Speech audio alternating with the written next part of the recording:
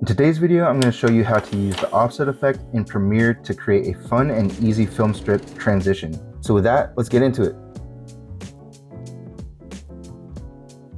I have these two clips in the sequence, and I'll be using the offset effect to transition from this clip to the next.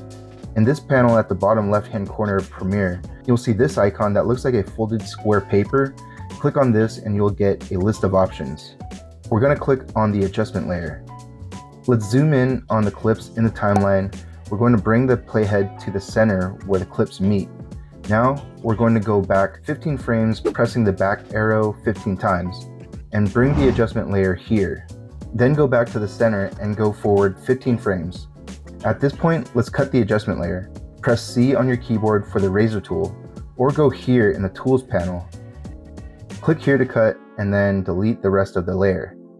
I want to shorten the adjustment layer just for the sake of knowing how much of the layer is being used in the timeline. Now let's add the offset effect to the adjustment layer. Go to the effects panel on the side here and type in offset. Then drag the effect onto the adjustment layer. Now if you go up here at the top left corner window, in effect controls, you'll see that the offset effect has been applied to the layer. For this example, I'm pretty much going to just move the images down like a film strip. I'm not sure what way a film strip would actually move, but I figure it would move down. So I'm just going to do that. It seems practical, right? And in the effect controls panel, go down to Shift Center 2.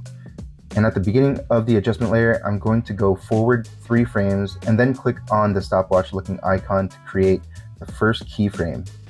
I'm going to move forward in the timeline 12 frames from where the clips meet and create the ending keyframe here. I'm going to move the images about 7 times down in the y-axis and create the last keyframe. Press the spacebar to play back. You can see now that the effect is working and the images are moving down like a film strip or a film roll. And I guess you can say that's pretty much it, but it's not. At this point, there are still a number of things that we need to do to make this effect work and transition well from one clip to the other. First, I'm going to add some easing to the keyframes to smoothen the animation of the effect. Let's select the 2 keyframes and right-click, go to Temporal Interpolation, and click on Bezier. You'll see the keyframes have changed their shape, and this shape pretty much signifies that the keyframes have an easing effect applied. Now in Shift Center 2, let's click on this arrow at the left to make some adjustments to the keyframes. You will now see the graph editor at the right. Here we'll be smoothing the animation to go from slow in the beginning, fast in the middle, and then slow again at the end. Select both keyframes and you will now see an anchor point with handles at both points.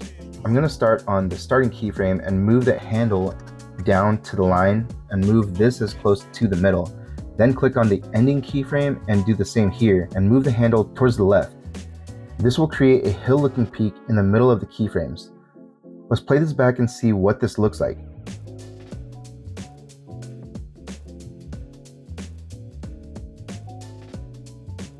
So this is looking good, and you can see that the animation of the images are a lot more smoother. Now we're going to have to add a couple more effects to give this transition a bit more of a kick. Go to the effects panel and type in directional blur. Then drag this effect onto the adjustment layer. The purpose of this effect is to give the impression that the images are moving, and in order to do that, we need to add an effect of motion. In other words, motion blur. In the effect controls panel, let's start by changing the blur length first to 25 to see how much the blur is being applied. This I feel is a good number to use, not too low of a blur and not too high. And depending on the direction you are moving the images, you can adjust the direction here.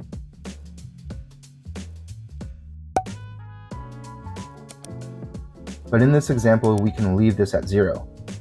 Okay, in the blur length parameters, let's create a keyframe aligning to the beginning of the offset keyframe and type in 0.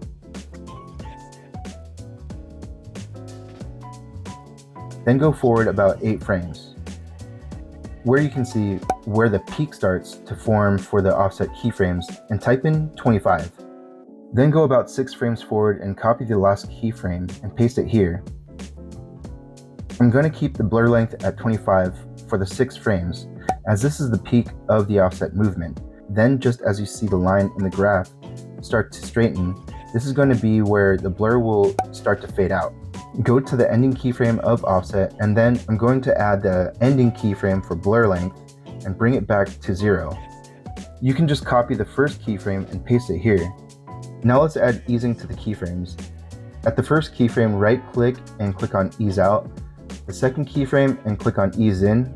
Then at the third keyframe, we're going to make this ease out again, and the ending keyframe ease in. Last effect to add, we're going to add lens distortion. And this effect is more to give the effect of the transition a more aesthetically pleasing look. So the same steps to apply the effect. And in lens distortion, we're going to be working with the curvature. Aligning to the directional blur keyframes, let's create a starting keyframe here at 0, and then going 5 frames forward, typing 15 for the curvature, creating the second keyframe. You will see the image is now curving and you see a white background. We can change the background by going here to the fill color, and we're going to change this to black, just for the sake of this tutorial. You can change it to any color that you want, but just know that you have this option. For the third keyframe in the curvature, let's go 10 frames forward, aligning with the third keyframe of the directional blur. Copy and paste the second keyframe. Same idea here as directional blur. This is the peak of the movement. Then go 5 frames forward and copy the first keyframe and paste it here to create the ending keyframe. Now let's add easing to the keyframes.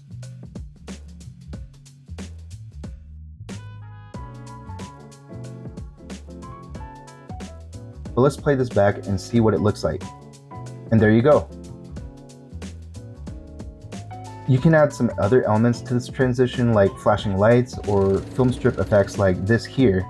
I have these effects saved on my computer and have motion array to choose from with many templates. You can easily look through YouTube and find some flashy camera flashes to help the effect. Be creative and see what you think works best for this type of transition. Anyways, if you have any questions or suggestions for future videos, please leave a comment down below. If you found this video informative and helpful, please give it a like and/or subscribe to get notified for future videos. And with that, keep thinking about your next project and just create it. Till next time, peace.